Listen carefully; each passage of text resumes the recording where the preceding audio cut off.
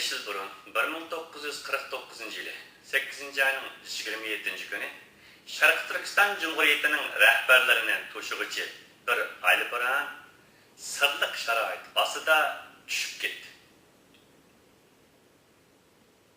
Məzkur xəbər Beijing'e yetib kelgende Mao komünist askeri kuvvetini yurtimizga iberdi ve bunun bilan Şərqى Türkistan'ın Xitay tarafından işgalatı başlandı. Yani Xitay komünist tarafından işgalatı başlandı. Ötüp ketken bu yıllar içinde netçiler izilgici halkımızga yardım kılmak ve onların derdige derman olmak için ve bu mezun halkının elem hasret ve ahu feryatlarını yeyip yani anlatıp əsrlərcə medeniyeti, hürriyet içinde güller yaşayan halkının hürriyeti ve müstakilliği için ortaya çıktı. Lekin komünistler özlüksüz halde yangan her bir uçkununu uçurup, çıkan her bir sadanı ucukturup, ecilmakta bolgan yaki ecilişke imtilgen her bir ümit ğunçusunu öldürüp geldi. Bu şun devirler içinde ümit varlık bilen yaşap gelmekte bolgan məhkum Şərqى Türkistan halkı bizlerinin derdimizni anlaydıgan birersimi var mıdı? Çet ellerde Şərqى Türkistan'ın birer avazı mı var mıdı? Bizler için sözleydigan birer millet yaki birer rehber yaki birer devlet mi mevcut mudur? Dep intizarlık içinde feryat çekmekte. Bu endişe ve intizarlık hazır tügedi. Bugün Şərqى Türkistan halkı özlerinin arzu kılgan bu avazını taptı. Şərqى Türkistan Cumhuriyeti sürgündeki hükümeti kuruldu.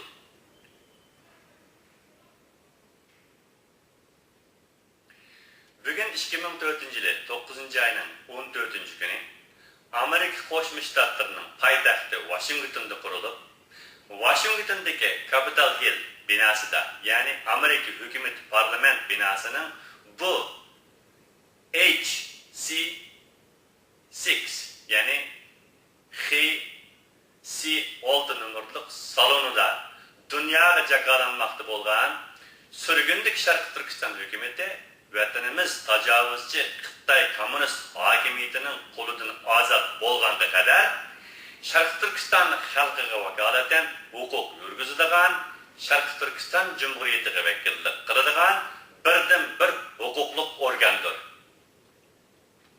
Mezkur hükümetimizin turuşluk ornu Amerika'nın başkenti Washington'dır.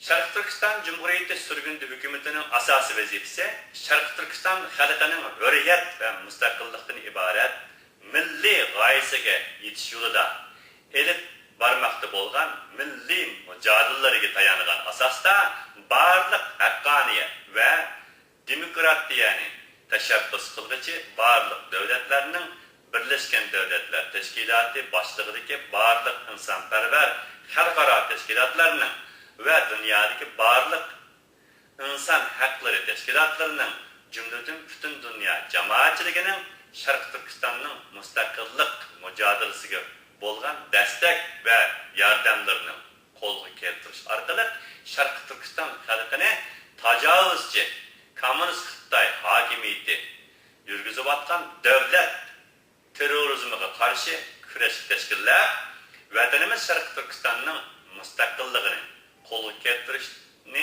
maqsad qiladi. Şərqى Türkistan Cumhuriyeti sürgün hükümetinin 14 bölüm ve 70 maddeden teşkil tapkan devlet asas kanununu tüzüp çıktı.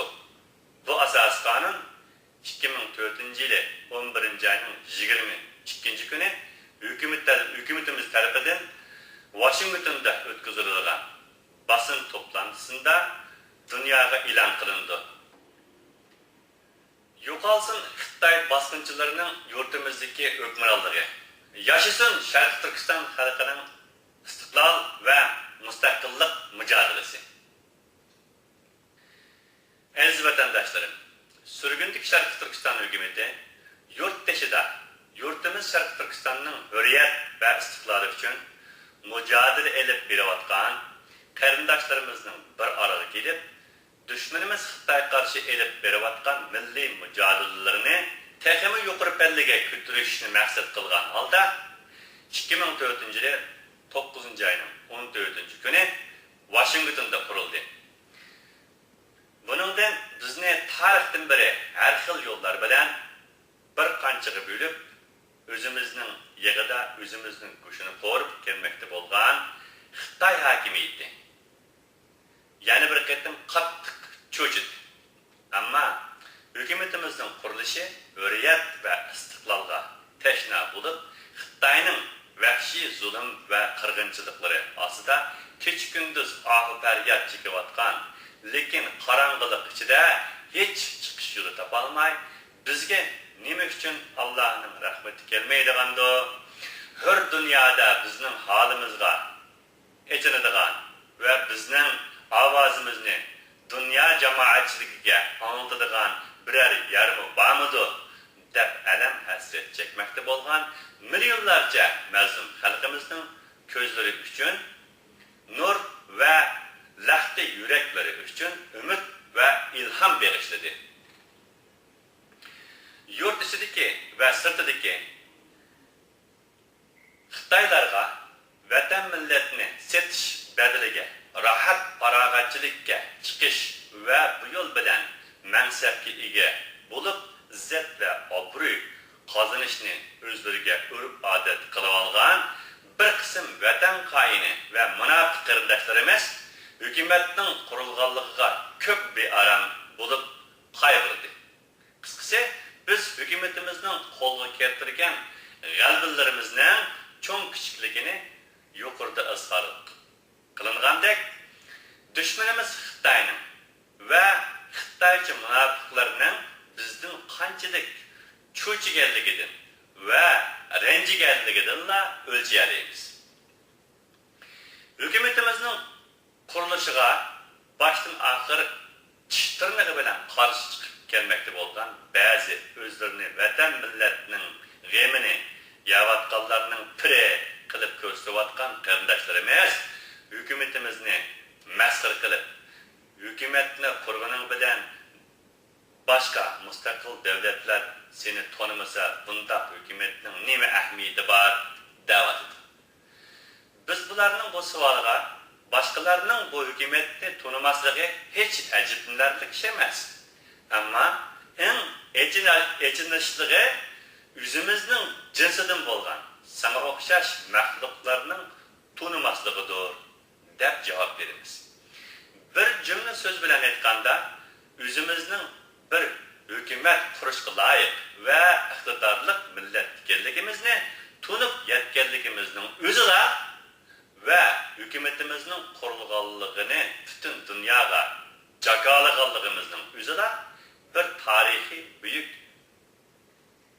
ahamiyatga egadir va muvaffaqiyatdir.